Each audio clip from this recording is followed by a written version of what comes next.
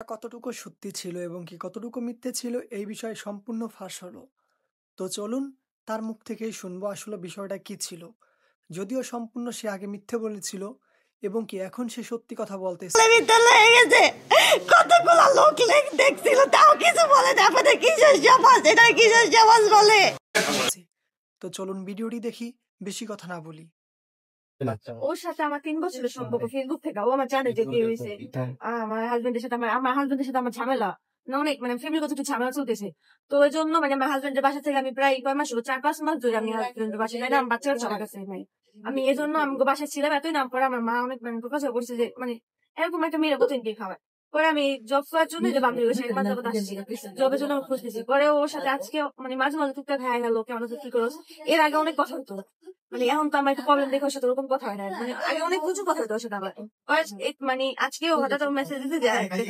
পরে আমি বললাম আসলে ঠিক আছে, বলতে কলেজের সামনে পরে কলেজের সামনে আসলাম। পরে ওর মানে একদম লেট হয়েছে নাকি ওইটা জানি না।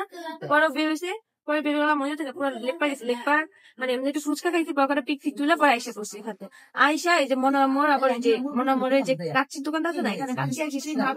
পরে আমি তো আর মানে আমি গল্লি গুলি চিনি না। পরে বলে তুই দাঁড়া, আমি জায়গা না তুই দাঁড়া, বাস মনে হয় এখানে বাস আসুক। পরে আমি বাসে উঠে যাবো, তো একটু গেলে গেছে গিল্লিগা। পরে আমি বললাম আচ্ছা ঠিক আছে। পরে আমরা হাতে হাতে কথা বলতে বলতেছি। পরে ওই ভাইয়া গুলো আসছে, পরে ওর থেকে মানে প্রথমে জিজ্ঞেস করছে, পরে আমরা বলছি ফ্রেন্ড, পরে বিশ্বাস করে নাই। পরে অনেক মারছে, মারার পর আমরা যে বুড়িয়াদের রাস্তা ওইটা উল্টা হয়ে ফেলছি। পরে ওদিক দিয়ে আইছি, পরে আমি তখন জানতাম আমার তো কথা বলতে বলতে বাস আসবে চলে যাবো, আমি বড় থেকে আমার বান্ধব চলে যাবো। পরে ওই যে ভাইয়া আসছে, পরে মানে বলতেছে যে তোমরা কি হও। পরে এগুলো বললাম।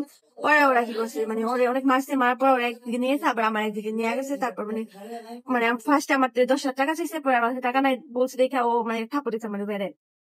অনেকগুলো লোক ছিল ওখানে। পরে ওইটা করার পর হইতেছে আমার পরে বলতো ফোন নিয়ে যাবো। আগে পরে আমার বলতো বান্ধবী ফোন দিয়ে টাকা। পরে আমি যে বাসা থেকে সিমি বলতেছি, ও সুযোগ দিয়ে কথা বলেছে। পরে আমার মানে পরে খারাপ কাজ গুলো করছে। পরে আমার ধরে নিয়ে আসা, পরে ও ধরে নিয়ে আসছে আমাদের। দলবদ্ধ হচ্ছে নাকি? ওইখানে অনেক মানুষজন ছিল, কিন্তু খারাপ কাজ সবাই করে নাই, একজনই করছিল। পরে মানে বলছে যে কারো কিছু বলবি না হলে কিন্তু এখানে মাইরা ফেলাই। পরে মানে আমি আর কিছু বলি নাই, মানে পরে হইতেছে মানে ওরাই আবার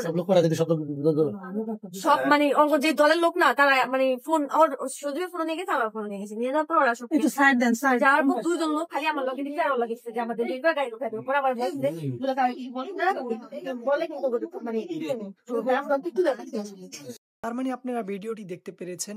আর এই ভিডিও থেকে কি বুঝতে পেরেছেন আপনারা আপনাদের মূল্যবান মন্তব্য কমেন্টে জানাবেন।